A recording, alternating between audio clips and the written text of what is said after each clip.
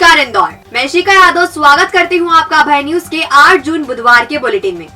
तो चलिए देखते हैं अब तक की कुछ खास खबरें।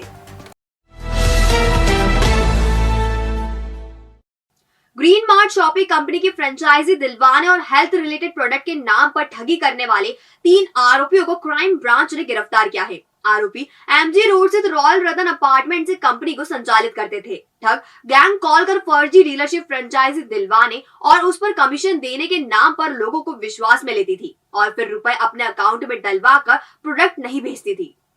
दरअसल क्राइम ब्रांच को एक पीड़ित ने ग्रीन मार्ट शॉप की शिकायत की थी। उसने बताया कि कंपनी ने फर्जी डीलरशिप फ्रेंचाइजी दिलवाने एवं उसके प्रोडक्ट को खरीदने के लिए कस्टमर उपलब्ध करवाने का बोलकर उससे 15,600 रुपए लिए, लेकिन कुछ हेल्थ प्रोडक्ट ही भेजे जिनकी कीमत काफी कम थी।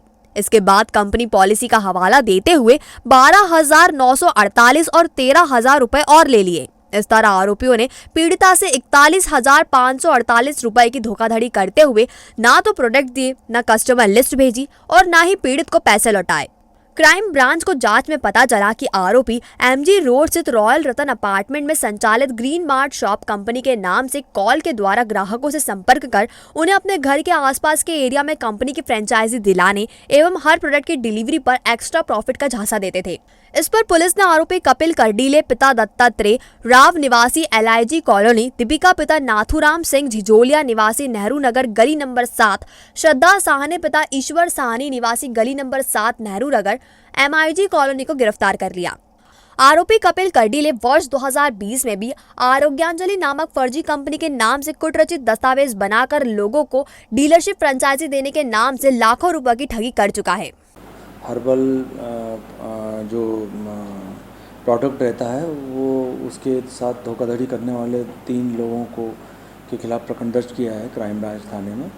उसमें एक कपिल नाम का लड़का पकड़ा गया है। 2020 में भी ये हर्बल प्रोडक्ट में फर्जीवाड़ा करने के कारण बंद हुआ था और फिर से इसने ग्रीन वर्ल्ड मार्ट और ग्रीन मार्ट के नाम से 2 फ्रेंचाइजी खोल के फर्जी फ्रेंचाइजी के नाम पे लोगों से पैसे लेके और ठगी का कार्रवाई किया है।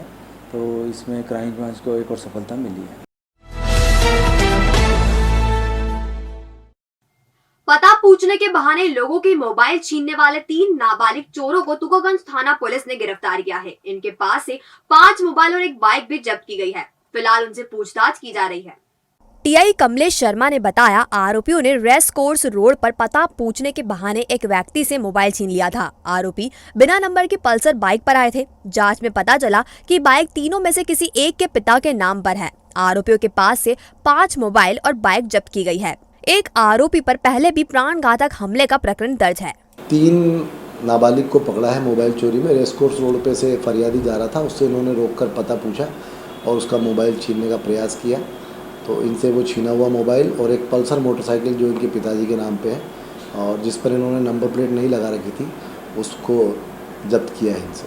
और हाँ, इनसे 5 मोबाइल और जब्त किए हैं जो इनके पास से मिले हैं, जिसके बारे में ये जानकारी नहीं दे पाए। संभवतः वो भी कहीं से छीने हुए मोबाइल हैं। उनके IMEI नंबर निकाल कर सर्च कर रहे हैं। पूर्व में इनमें से एक आरोपी 307 में बंद हो चुका है। पिछले दिनों देवी अहिल्या विश्वविद्यालय के हॉस्टल में हुई कथित रैगिंग के मामले में प्रबंधन की नींद अब जाकर खुली है। प्रोक्टोरियल बोर्ड और एंटी रैगिंग कमेटी बैठक में लिए फैसले के अनुसार अब हॉस्टल के वार्डन रात में औचक निरीक्षण करेंगे। साथ ही फ्लाइंग स्क्वाड का भी गठन किया गया है जो भी इन पर नजर रखेंगे। दरअसल पिछले दिनों DAVV के रविंद्रनाथ टैगोर हॉस्टल में सीनियर्स द्वारा की गई जूनियर्स की रैगिंग का मामला सामने आया था। करीब 20 छात्रों ने सीनियर्स की शिकायत की थी। इसमें बताया था कि रात में सीनियर नशा करके उन्हें खाना लेने बाहर भेजते हैं और बात नहीं मानने पर प्रताड़ित करते हैं। इसके बाद प्रबंधन ने एंटी रैगिंग कमेटी को जांच सौंपी थी। जांच में 2 ग्रुप्स में वर्चस्व की लड़ाई की बात सामने आई थी, जिस पर कार्रवाई करते हुए विश्वविद्यालय प्रबंधन ने 6 स्टूडेंट्स को हॉस्टल से निष्कासित कर दिया था। भविष्य में इसकी पुनरावृत्ति ना हो सके, इसके लिए विद्यालय ने फ्लाइंग स्क्वाड का गठन किया है और हॉस्टल के वार्डन्स को भी निर्देश दिए हैं कि वे रात में निरीक्षण करें। हम लोगों ने हमारे प्रोक्टोरियल बोर्ड और एंटी रैगिंग कमेटी है उसकी मीटिंग भी आहूत की थी। साथ में हमारे जो हॉस्टल के वार्डन्स हैं इन लोगों की भी बैठक की। सभी लोगों को ये निर्देश दिए गए कि वो हॉस्टल में जो है वो मॉनिटरिंग अपनी सख्त रखें जिससे कि बाहर के अवांछित कोई छात्र हैं वो हॉस्टल में प्रवेश न कर सके, एक बात। दूसरा, ये रात के समय भी औचक निरीक्षण कर लिया जाए कि हॉस्टल में जो है कहीं किसी तरह की छात्रों के बीच कोई विवाद की स्थिति तो नहीं बन रही है, क्योंकि पूर्व में जो भी घटना सामने आई थी वह ये थे कि दो गुटों के बीच में लड़ाई थी। इस पर भी विश्वविद्यालय ने सख्त एक्शन लेते हुए ऐसे विद्यार्थियों को हॉस्टल से निष्कासित कर दिया था। बाबा अकबर खान जी जीवन की बड़ी से बड़ी समस्या का समाधान मात्र 72 घंटों में करते हैं, वो भी फोन पर। जैसे वशीकरण, मनचाहा प्यार, शादी न होना, तलाक, गृह क्लेश, प्रेम विवाह, मुतकरनी, सोतन दुश्मन से छुटकारा, काला जादू, गड़ाधन आदि तांत्रिक विद्या और रिद्धि सिद्धियों के मालिक काले इल्मों के बेताज बादशाह जो सभी समस्याओं का समाधान करते हैं। अगर आप भी किसी समस्या से परेशान हैं तो आज ही संपर्क करें बाबा अकबर खान जी से।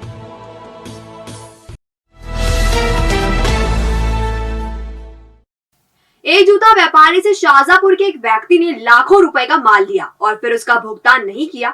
आरोपी ने चेक देने में भी चालाकी दिखाते हुए वह चेक दिए जिनका अकाउंट बंद हो चुका था। अब जूता व्यापारी ने पुलिस की शरण ली है। मामले में रावजी बाजार पुलिस ने आरोपी के खिलाफ धोखाधड़ी का केस दर्ज कर लिया है। दरअसल रावजी बाजार थाना क्षेत्र के पागनीश पागा में रहने वाले कपिल आश्री का जूतों का व्यापार है। बिजनेस के सिलसिले में उसकी जान पहचान शाहजहांपुर के हसीन शेख से हुई थी। दोनों के बीच व्यापार शुरू हो गया। इस दौरान हसीन शेख ने जो ऑर्डर कपिल को दिया उसका पेमेंट वह टाइम पर भेजता रहा, लेकिन लॉकडाउन के दौरान जो ऑर्डर हसीन शेख ने मंगवाया उसका पेमेंट करीब 25 लाख रुपए कपिल को नहीं किया। उसने कपिल को वह चेक दिया जिसका अकाउंट बंद हो चुका था। परेशान होकर कपिल ने रावजी बाजार थाने में शिकायत की है। फिलहाल हसीन शेख फरार है, जिसकी तलाश की जा रही है। इसमें ये पगनीश पागा का रहने वाला है कपिल आशिरी करके, जो जूतों का व्यापार करता था। इसी व्यापार के संबंध में इसका शाहजहांपुर के हसीन शेख से परिचय हुआ और इनका आपस में व्यापार शुरू हो गया था। शुरू में उसने जो भी ऑर्डर दिए हसीन ने उसके रुपए भेजता रहा। बाद में एक लॉकडाउन के टाइम कुछ वो हुआ ऊपर नीचे, तो फिर जो भी ऑर्डर उसने दिए उसके पैसे उसको नहीं दिए हैं।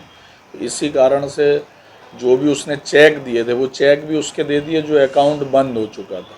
तो इसलिए उसके विरुद्ध 420 का अपराध पंजीबद्ध किया।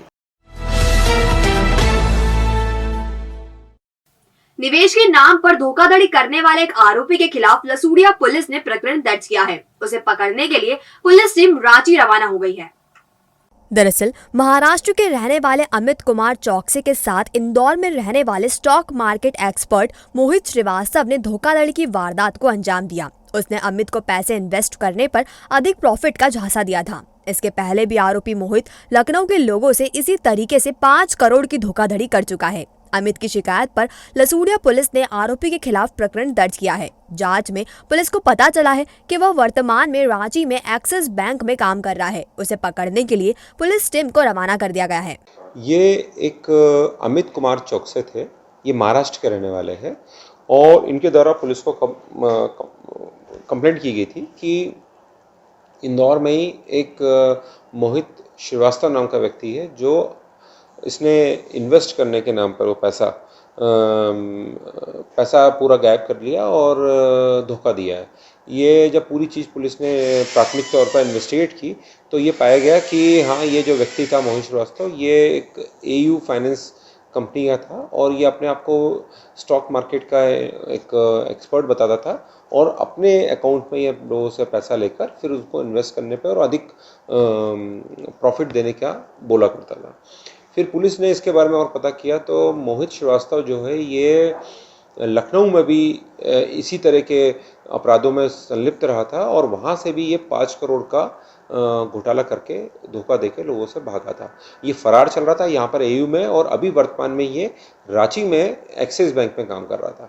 पुलिस ने टीम रवाना कर दी और पुलिस जल्दी ही गिरफ्तारी करेगी। और अब खबरें दे दनादन। कांग्रेस के महापौर प्रत्याशी संजय शुक्ला ने लोगों के बीच पहुंचकर जनसंपर्क की शुरुआत कर दी। बुधवार सुबह उन्होंने सब्जी मंडी में चौपाल लगाई। इस दौरान जमीन पर बैठकर ही उन्होंने सब्जी विक्रेताओं की समस्या सुनी। उन्होंने जल्द ही निराकरण करवाने की बात कही। ये पार्षद संघर्ष करो, ये भाई का माहौल खत्म करना, ये पीली गाड़ी का भाव खत्म करना, ये 10 रुपए टैक्स लगता है, मात्र 10 रुपए टैक्स लगता है और 50 रुपए टैक्स लिए जाते हैं। ये गुंडा राज है। 10 रुपए देने को हर आदमी तैयार है, क्योंकि वो भी चाहता है कि सफाई की व्यवस्था हो, साफ सुथरा हो, परंतु ये 50 रुपए जो टैक्स लगते हैं गुंडा टैक्स, वो हम खत्म कर देंगे, ये मेरा वादा है इनसे। जावरा कंपाउंड स्थित भाजपा कार्यालय में बुधवार सुबह इंदौर कोर कमेटी की बैठक हुई। इसमें चुनाव समिति, प्रबंध समिति सहित अन्य समितियां बनाई गई और उन्हें जिम्मेदारी भी सौंपी गई। इसमें भाजपा के राष्ट्रीय महासचिव कैलाश विजयवर्गीय एवं गृह मंत्री डॉक्टर नरोत्तम मिश्रा ने भी मार्गदर्शन दिया। इस दौरान नगरीय निकाय चुनाव एवं अन्य मुख्य विषयों को लेकर आगामी कार्यक्रमों एवं आयोजन की योजना एवं रूपरेखा पर चर्चा भी की गई। इस मौके पर जल संसाधन मंत्री तुलसी सिलावट, संस्कृति मंत्री उषा ठाकुर, प्रदेश महामंत्री एवं संभाग प्रभारी भगवान दास सबनानी, नगर प्रभारी तेज बहादुर सिंह चौहान आदि उपस्थित थे। समिति मैं चुनाव पर चर्चा करने आया हूँ, टिकट पर चर्चा करने नहीं आया। ठीक है सर। दहेज में 2 लाख रुपए की मांग को लेकर सतीश यादव निवासी बालदा कॉलोनी अपनी पत्नी पिंकी यादव को प्रताड़ित कर रहा था। दोनों की यह दूसरी शादी है। फरियादी पिंकी यादव को पहली शादी से एक बेटी भी है। प्रताड़ना से तंग आकर फरियादी ने छतरीपुरा थाने में पति के खिलाफ शिकायत की है। पुलिस केस दर्ज कर आरोपी की तलाश कर रही है। महिला है इसमें फरियादी पिंकी यादव, पति सतीश यादव, उम्र 38 साल, निवासी बालदा कॉलोनी इंदौर। इनकी सेकंड मैरिज है और आरोपी जो पक्ष है उनका पति, उसकी भी सेकंड मैरिज है। 2 लाख रुपए की मांग को लेकर महिला के साथ कल मारपीट। इसमें अभी आरोपी फरार हैं, उनकी गिरफ्तारी की इसमें कोशिश चल रही है। रावजी बाजार थाना क्षेत्र के प्रकाश का बगीचा में रहने वाला मोंगा पिता श्रवण वर्मा क्षेत्र में तलवार लेकर गदर में जा रहा था। लोगों ने इसकी सूचना पुलिस को दे दी, जिसके बाद पुलिस उसे गिरफ्तार कर तलवार जब्त कर ली है। आरोपी साई वारंटी भी है, जिसमें भी उस पर कार्रवाई की जा रही है। एक मूंगा पिता श्रवण वर्मा, जाति सोनकर, ये प्रकाश का बगीचे का रहने वाला है। इसकी सूचना मिली थी कि तलवार लेके जो है मोहल्ले में गदर कर रहा है, जिस पर से गिरफ्तार कर इसके विरुद्ध 25 आर्म्स एक्ट की कार्रवाई की गई है और इसका एक स्थायी वारंट भी था, जिसमें गिरफ्तार कर इसको न्यायालय पेश किया जाएगा। हाँ, वारदात के अंजाम की नीयत से ही तलवार लिए था, जिसकी समय पर सूचना मिलने पर पुलिस द्वारा गिरफ्तार किया जाकर तलवार को जब्त किया गया। तो आपने देखा हमारा बुलेटिन। ये आपको कैसा लगा, इसका फीडबैक हमें हमारे कमेंट सेक्शन में जरूर दीजिएगा। कल फिर मिलेंगे नए बुलेटिन के साथ। नमस्कार।